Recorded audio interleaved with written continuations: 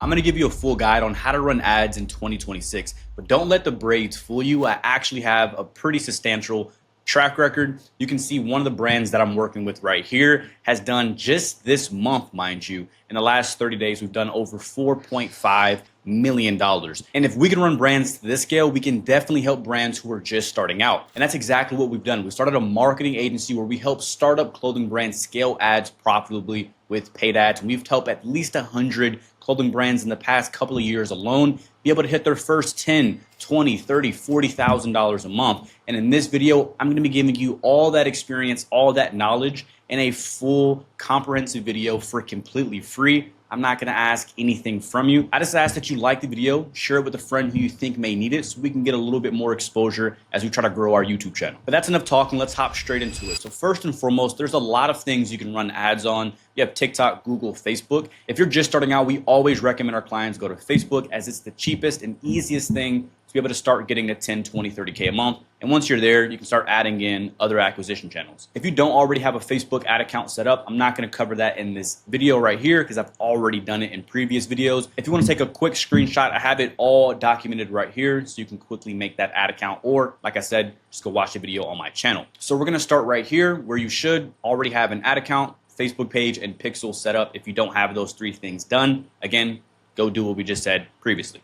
First thing you're going to do is click on the create button over here in the top left. Now, I always recommend do sales because if you're trying to get sales, you just want to tell Facebook exactly what you're going for. We've seen traffic ads and engagement. Like I've said, I've tested all these campaign objectives, and Facebook right now, as of 2026, if you just tell it exactly what you're going for, it's going to get you what you're going for. They're trying to optimize for getting the best results depending on what the advertiser is going for. So that's going to bring us over into this campaign objective right here where we can name this pretty much anything. The name doesn't matter. This is honestly just for organization purposes. If you think about these little three folders right here, think about it like a desktop application on your desktop. You have the campaign, that's like the folder on your desktop, and then let's say you open up that and you have another folder inside of that desktop folder, that's the ad set. And then once you click on that folder, you just have the actual things you're storing in the folders, the photos or videos themselves. So that's kind of how Facebook works. It's just an organization thing. So I'm going to call this Sanders Consulting ad strategy. Now again, I'm going to tailor this ad strategy to pretty much anyone. If you're not doing at least, I want to say $30,000 a month, if you're not doing consistent 30K a month with ads alone, like follow everything that I'm doing to an absolute T. This is the most updated. Trust me, I've been in the game for a while. I know what I'm talking about. Mind the braids, right? Then we're going to go over to budget. Now, I've always recommend and I've always loved campaign budget. So this is what we call a CBO campaign. So it's a campaign budget optimization is what you're going for. For daily budgets, I always recommend to go around $30 a day. Now, if you're on a budget, you probably can get away with around $20 to $25, but honestly, I would recommend just save up your money to where $30 a day doesn't sound scary. You should have around $500 in just liquidity to be able to put at ads. And if you don't have at least a couple $100 to put in ads, save your money, get a couple $100 going, do some organic content, do some stuff like that. For Advantage catalog ads, I've seen people use this. I've done multiple split tests. I've never seen this get any significant different results. It just depends on the brand. I always typically turn it off, so I'm gonna leave it off in this video here.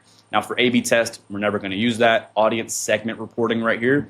This is something that you can use, like I said, once you start getting consistent sales. You have a really large customer audience list that you can go in here and upload these. This is gonna help Facebook understand exactly who your engaged audience is, your existing customers are, so we can go in and help with targeting. But if you're just starting out, which you most likely are, you most likely don't have this, so we're going to leave this and the rest of this stuff blank here, okay? Now we're going on to the second folder. So again, that first folder is the one you see on your desktop. The second one is like the folder inside. Now this ad set level, which is what we call this is specifically for like targeting. So anytime you go on an ad set, you're looking to like change your targeting. Do I want to target people who look like this or like that?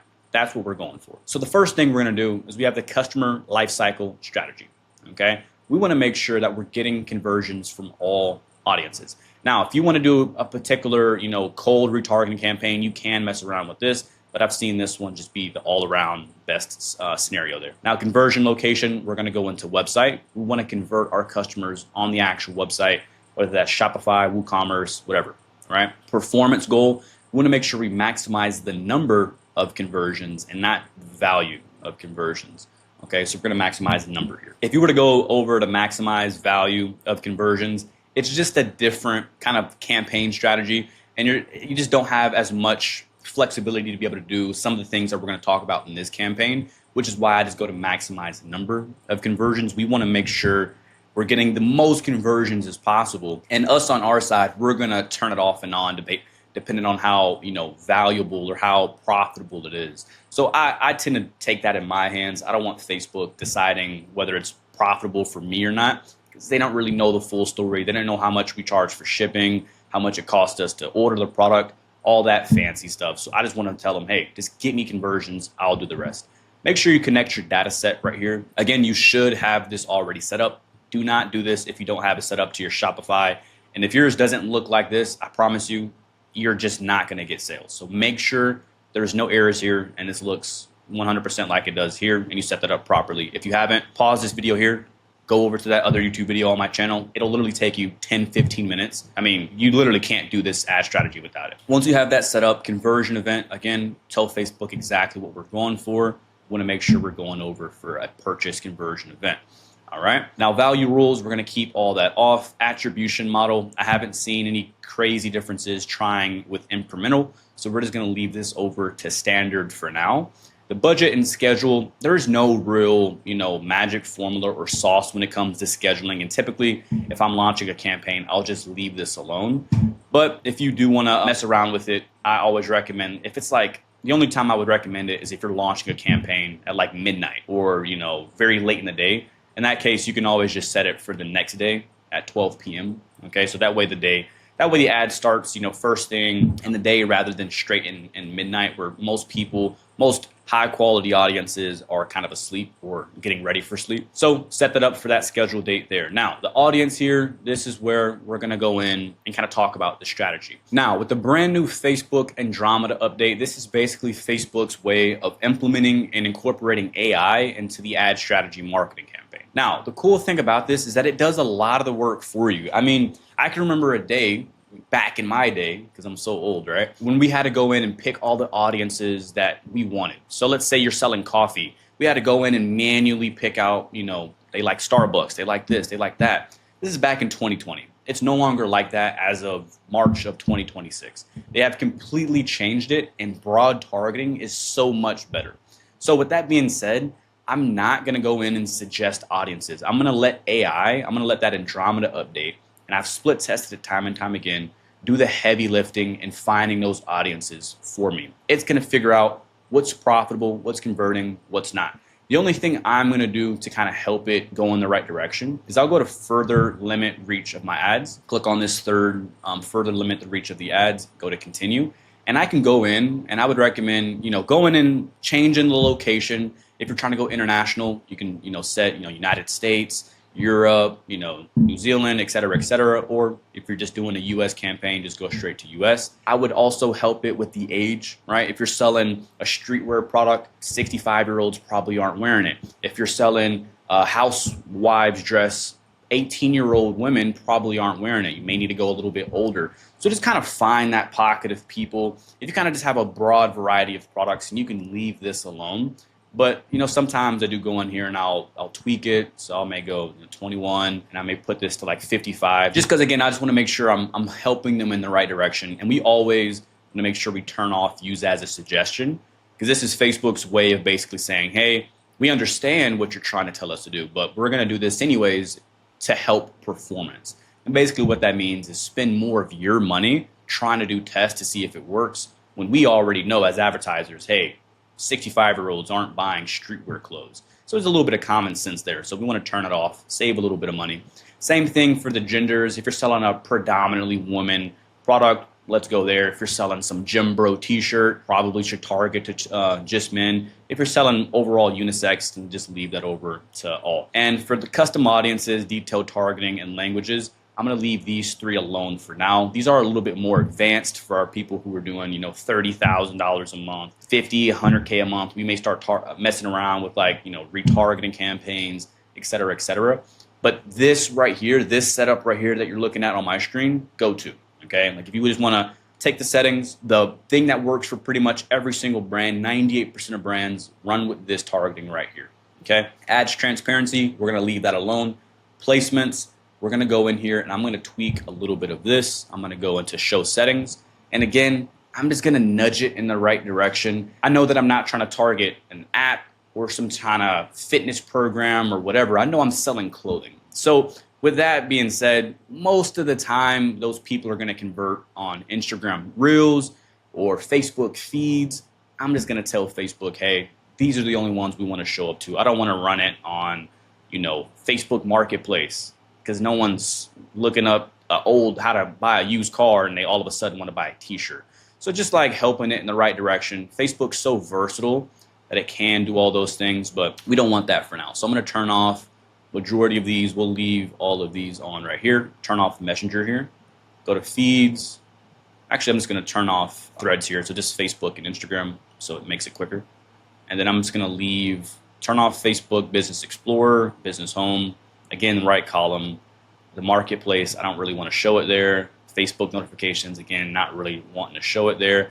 Just only, honestly, feeds and Reels. Again, that's majority of the time. 90% of your customers are going to come from there.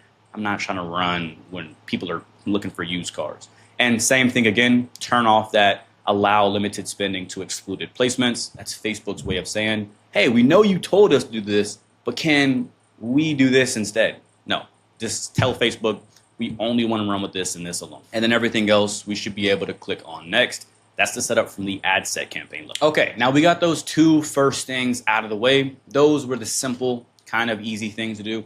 This is where it can get a little bit tricky because now we're dealing with like ad copy, the actual ad creative itself, and we're gonna have to make a lot of duplicates here. So just pay close attention, rewind the video if you need.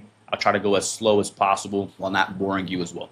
So first thing, I always try to make sure that I organize my campaign names properly. So I typically go with just the number strategy. I'll go like ad number 1, ad 2, 3, 4, 5. That way when I look at my Facebook dashboard, I can just look at the campaigns and quickly be able to identify what ad is what because I have unique identifiers here. And if you want to use a more complicated system for that, people do, but this is for organization purposes, whatever works. Make sure here that you connect the right Facebook page and Instagram page according to whatever your Facebook page and stuff is. One thing I will say is make sure you have uploaded your profile picture and your Facebook page name is exactly what you want your brand name to be. I know a lot of people will run Facebook ads without a profile picture. It just looks super scammy. Make sure you go on your Facebook page and update that accordingly. Now from here, we're gonna go up and we're gonna create an ad, okay? We're gonna do manual upload, not gonna go to Advantage catalog ads here. Format, we can do either a single image or a carousel. Doesn't matter which. A carousel is if you want to have multiple, swipes. So let's say you're trying to show a shirt from multiple different angles. You may want to go with a carousel. If you're just trying to show a shirt from one fixed angle, like a product shot, then just go to single image. It's just, again, an organization thing, not that big of a deal. Turn off multi-advertiser ads here. The website main destination is going to be the product page of whatever product you're trying to run. So again, if I'm selling a t-shirt, I don't want it going to the homepage. I want it going directly to the product page. Let me give you an example of why. Here's an example of one of my clients' homepages. If we were to run traffic here, let's say we're running an ad for this sweatshirt here. All of a sudden, we just have a bunch of people going to the homepage. They're getting caught up in, our purpose, to contact us, all these other different products. And it's just a lot of noise. It's gonna really lower your impulse buys in comparison if you were to just run it straight to the product page. It's super concise, it's super focused. They were interested in this product. As soon as they clicked this link, they were immediately met with a bunch of other different images, a bunch of other information about that product, just so we can quickly get them to convert as fast as possible. Think about this as like the Amazon buy now button. Like when you can click it and in one click of a button, you can buy a product. It just increases impulse buys. So that's why we want to run to product page. So let's say we're running and we're gonna copy this over and paste this over that website URL right there. And I always just test it to make sure it's at the right link. So with that done, now we're gonna actually choose the ad creative. From here, I'm gonna click on set up creative. And again, we can do a video ad or an image ad. It doesn't necessarily matter. It just depends on what kind of creatives you're going for. I will say image ads are a lot easier to get right. Video ads, it's for the professionals. Like you have to be really good at videos, make sure you have amazing lighting, it's not boring, You know, it's a lot harder to perfect and get right. But if you're like a photographer, you have photographers, or if you have like a video background, video ads do work really well and they do convert better most times if you know what you're doing. But if you don't, I would just recommend going to an image ad. Those convert very high as well. So we're gonna click on image ad here, and I'm just gonna select a couple of random images.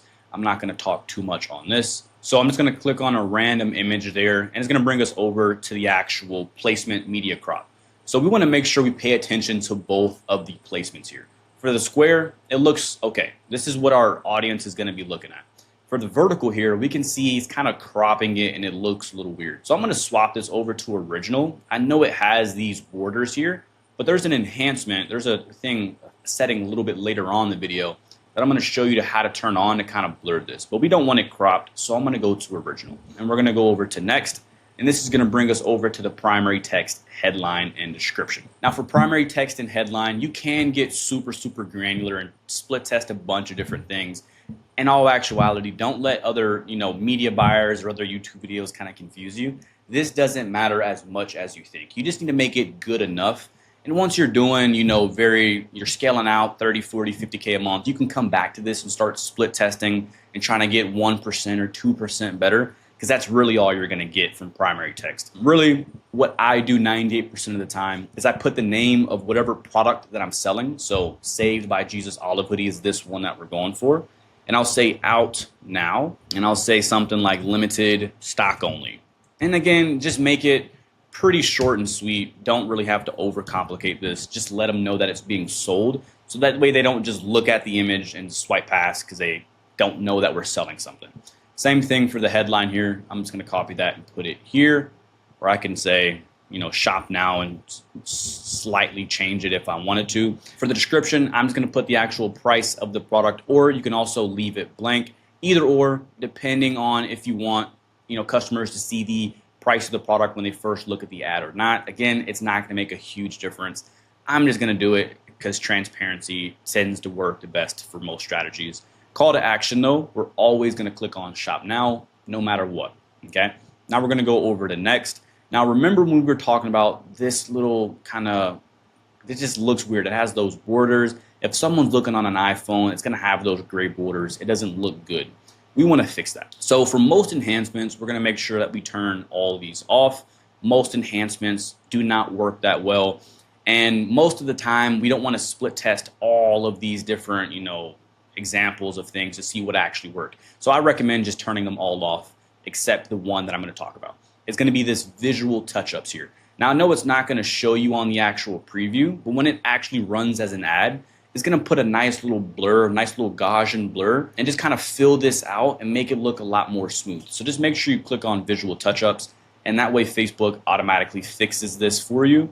And again, it's not gonna show it on the example. You'll be able to see that once you actually run and when the customers see the ad themselves.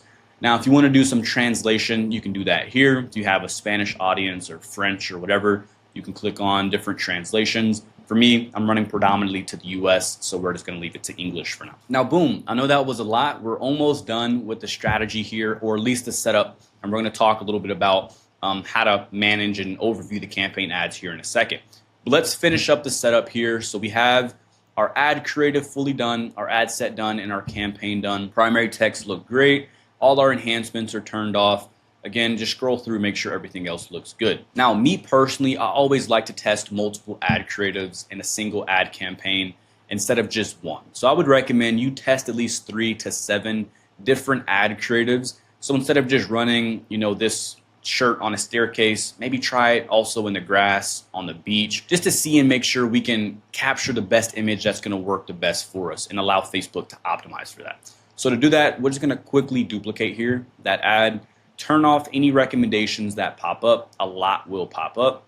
And from here, again, just keep it organized. I'll go to ad number 2. And from here, I'll just keep the same product, but just change something slightly different that I want to split test. So we'll just go down to the actual media here, go to add image. And again, I'm just gonna do the same product in some sort of slightly different background. So you see here, this one is a lot more close and zoomed up. This one's a lot further zoomed back. I want to split test to see which one's gonna work best. So I'm gonna put them both in the same campaign. That's the kind of ad creatives that you want to test here. You don't want to test multiple different products. keep the same, just one product, and keep everything else the same so you know that your test worked and you don't have any changes that can severely damage your data. Everything else should be exactly the same. And you can do this, again, as much as you want to. I recommend at least 3 to 7, but you can do as much as 15 different images in a single campaign, just split testing a bunch of different things. Maybe you put it on a girl model versus a boy model versus a tall model versus a fit model versus a whatever, right? You can do so many different variants and just figure out what's kind of working for you. I always recommend split testing. It's the best way. And all you got to do is, again, quickly duplicate, change the name, and just swap out the ad, and make sure you keep everything else the same. So from there, the ad setup is completely done. Okay, so congratulations, you got through that. We're not done, because this is a more important part. This is probably why you clicked on the video. It's just making decisions, the actual media buying, and knowing when to turn off ads, when to let them run, how to scale. We're going to talk about that here in a second. So first, click on publish. You'll let those publish, and then it should pop up again right here where it's going to make you publish it again. I don't know why it does that, but make sure you publish again. And if you have any errors or any warnings, things that pop up, it'll pop up right here. You see right here, it all automatically published for me, so we're good. So we have our brand new campaign that we just launched set at $30 a day. Perfectly done right here. Now, I'm going to show you how to read these columns, when to turn off ads, and when to keep them on. All right, first and foremost thing that we need to make sure that you have done is that you set up the columns properly. So click on this little columns button right here. We're going to go to customize columns right here, and just make sure you have all the columns that I have here selected. Now, I'm not going to delete these and go through one by one because it's a little redundant, but you go through, click on, let's say I delete this one. You click on date created, select that, and then you drag it up in order of exactly what I have here. Actions, you can leave that. Amount spend, we want budget, CTR, add to cart, purchases, frequency, CPM, cost per purchase, purchase ROAS, purchase conversion value, etc. Okay, make sure you have all 13 of these columns here before you move on. And again, it's as simple as just searching it up and clicking on it, and it should pop here. Make sure you organize it accordingly. Now, you can also set it as a preset. It should be over here on the left side where you can name it, so you don't have to keep setting up these campaigns every single time. After that, you click save. Yours should look something similar to this. Now, let's figure out how to decipher and how to read this data here. So I took the liberty of making this very easy to understand document. I know you can thank me later. You can pause this video, screenshot this, and we're going to cover exactly how to do the media buying, how much money you should spend, when you should turn them off, etc. When you first launch a campaign, it depends how many different creatives you put inside that campaign. Remember how we talked about you can put all the way up to 15 different photos and videos in that single campaign, or you can just put 3 or 4, right? We want to make sure that each of these videos is getting proper spend. Okay, you'll notice when you first launch a campaign, yours are going to look something similar to this. You see how this one video got $240 in spend and this one got nothing. A lot of the times it's going to look like that. Facebook's going to prioritize one over another because it thinks that it's going to perform better. So that it's going to give the one that it thinks going to perform better more ad spend. But remember, we're still the media buyers. We're still in charge of what's actually profitable and what's not. So we want to make sure that all of our ads, all of our creatives are at least getting some spend according to these rules right here. And this is how we're going to judge it. So we want to make sure that, again, all of our ads, no matter what, at least hit each of these stages here, unless they get cut off. So for the first $0 to $20 in spend, so let's imagine this was at amount spent $0. We want to make sure that the CTRs, so that click-through rate, stays above 3%. The CPMs stay below $30. And we get at least one or more add to carts. Now, if we don't, within the first $20, get that for that particular ad creative, we're going to turn it off. We're not going to let it spend anymore. So if we were to go over to this ad set, we want to make sure that it spends at least 20 bucks. So you see here, it spent 20 bucks. That click-through rate is above that 3%, so that's good. Our CPMs is kind of high here. It's over $30, but we also did get an add to cart. This is one of those cases, if it was just a brand new campaign, I might turn it off because it doesn't look good. Now, obviously, I'm running this on a today. You want to make sure you're making these decisions on a maximum lifetime of the campaign timeline, not just today. So make sure this is set to maximum or however long you have it. Again, as soon as it spends $20, I'm making sure it hits each of these objectives. If it doesn't, I'm turning it off. Now, after it spends $20 and it did all these, it goes over to the next stage. The next stage, at $40 to $50, I'm expecting that it at least got one or so purchases, right? So we spent $55 here. I'm looking to make sure we have each of these things done. So we have one or more purchases. Boom, we got at least one purchase, so that's good. We have two or more add to carts. We have two right here. That's good. Our CPM's under 30. So I'm looking at my CPMs. Again, they're still slightly high. So again, if it was me, I would probably turn off this campaign because it won't look good in the future if our CPMs are insanely high. But that can depend on how profitable the ad campaign. Don't make a decision on CPMs alone if the ad looks super, super profitable. But for this case, we got a purchase pretty profitably. It was kind of expensive. You see right here, the ROAS wasn't amazing. I would probably turn this off if this was a maximum spend. If it hasn't done at least these three things, I'm gonna cut off that ad before it ever reaches the next milestone. Now the next milestone, I'm just gonna keep continuously letting it spend as much money as humanly possible, as long as it maintains at least a 1.5x to 3x of our break-even ROAS. Right? Now, if you don't know what your break-even ROAS is for your products, you need to figure that out. It's important. You need to know how much money you can spend to be profitable. And if you don't have that, I did link this very handy-dandy break-even calculator here. You can go to this website here, pause, and click on this video. I'm not sponsored by them. I just think the calculator is pretty cool. Any break-even ROAS calculator would work. It basically should look like this. You type in how much you're selling a product for. So this one, we're selling it for 80 bucks. How much it costs you to actually make. Make sure you include all the things like shipping, cost of goods, any transaction fees into this product cost, everything besides advertising fees. So for here, we're gonna put $30. Let's say that's the full cost all in. So our break-even ROAS is a 1.6. We wanna make sure that it is 1.5x to 3x this break-even ROAS. So 1.5x of this would be like 2. A 3x would be like a 4 or 5. I don't know the math, I'm not gonna do it, but you get the point. Do the math. Get your calculator out and make sure that you have these numbers set. Minimum, we want to make sure that it's at least 1.5x. So for me, in this particular example with a 1.6, I want to make sure that my ROAS is at least higher than a 2 at all times. If it's not, I'm going to reduce ad spend and or cut it off entirely, okay? If it's above a 2 and it's scaling out, let's say it's at a 2.5, I'm gonna let that campaign spin indefinitely until it gets to the point where it's no longer profitable. I'm gonna keep letting that thing spin, okay? Now, one little quick side note that I wanna introduce, and I don't wanna confuse you when I say this, but you don't wanna make decisions on a one-day example. And once you start getting to this point, you don't wanna make decisions based on lifetime. You want to start going over when you're scaling to at least a 14-day window to a 30-day window. Give it a little bit more time. Sometimes these campaigns can have bad weeks, and you don't want to turn off a campaign that has been running good for, let's say, a year, and all of a sudden it has a bad week and you turn it off because it had a bad week. That would just be a waste, okay?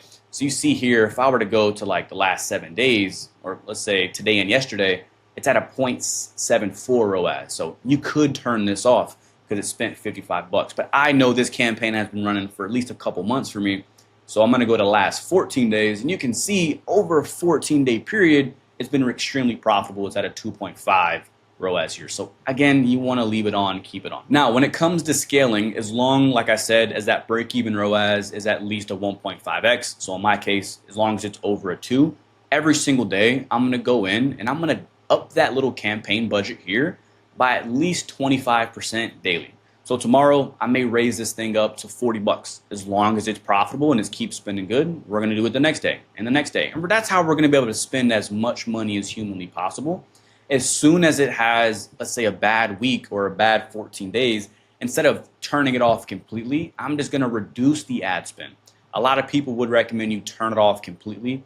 I'm gonna reduce the ad spend back in the opposite direction.